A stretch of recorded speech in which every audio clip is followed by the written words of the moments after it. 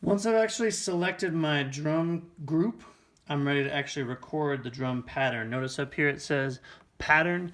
That's where I'm going to be recording this particular drum beat. If I hit play, notice like the thing goes along, but I'm not actually playing anything. But if I hit record, I'll start to hear this metronome.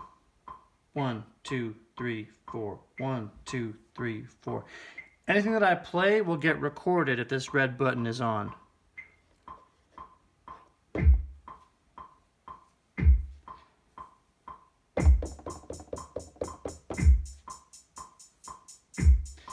If I don't quite like what I just did, I can always click Shift Undo and it will undo it.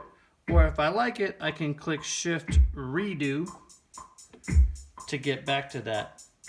If I want to erase just one particular part of the beat, like let's say I don't particularly like that bass drum, I can click this button that says Erase and hold it down, and then if I hold down the button that was that pad, it'll just erase that one particular part of the beat. Again, I'm gonna undo that because I do kind of like that, but you'll notice like it's a little off. There's like this kind of hiccup at the end of the bar right there. There's a feature called Quantize that will allow you to shift. It'll get the computer to shift sounds around so that they fall right on the beat. So if I click Shift Quantize, that little hiccup is gone and I have exactly what I want. Again, it's a pretty boring beat right now, but it's like the foundation of something that I can add onto. So that was undo, erase, and quantize using this shift button and using this erase button. Once I have a pattern that I like, I can do a bunch of things with it using this pattern button here. Notice that this is actually a pretty short loop. It's repeating every 4 bars. I can double that by holding down this pattern button, and then up here, notice how it says double. Remember, the F1 button will always do what this says, so I'm going to click that. And notice that it has just doubled the length of that phrase. If I play, it's playing the same thing, but it's playing it twice instead of once, which means that if I wanted to add something to the second time, like let's say I wanted to change this bass drum, I'm going to erase the first, like the part of the bass drum. Oops.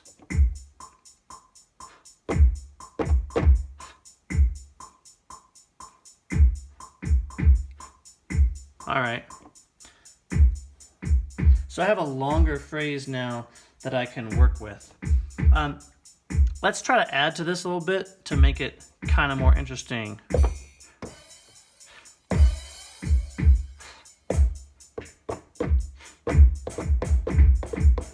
Oh, that's better. So I'm going to erase this whole thing.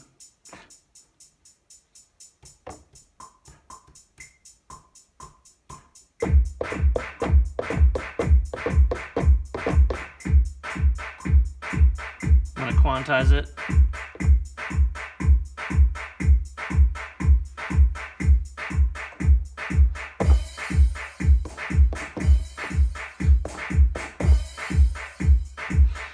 So you can see like there's a bunch of things that I can play around with here, and part of being able to perform this is being able to like easily have different sounds come in and out that I've written ahead of time. So I'm going to go back to this pattern button again, but instead of doubling the pattern, I'm going to duplicate the pattern, and watch what happens up here. It has created 2 patterns, pattern 1 and pattern 2. Right now they're both the same, but I can go and record more sounds on top of pattern 2.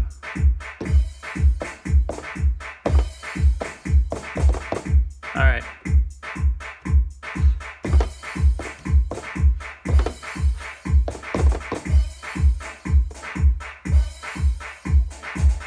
I'll go ahead and quantize it.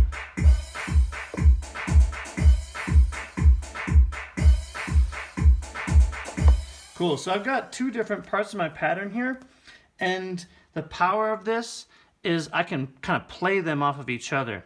If I click play, and I hold down pattern, I can use these pads to go back and forth between the two patterns.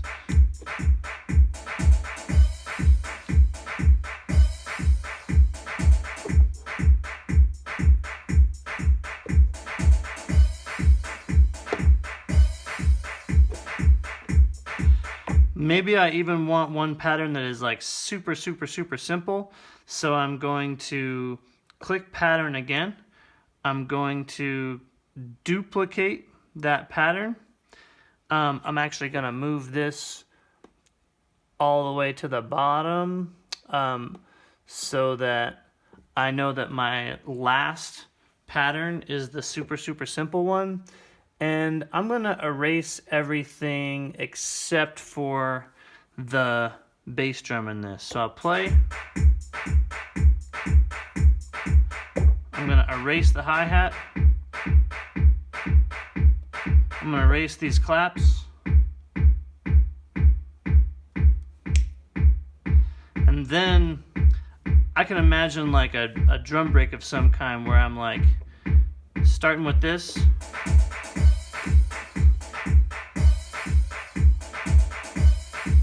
And then I want it to all cut out.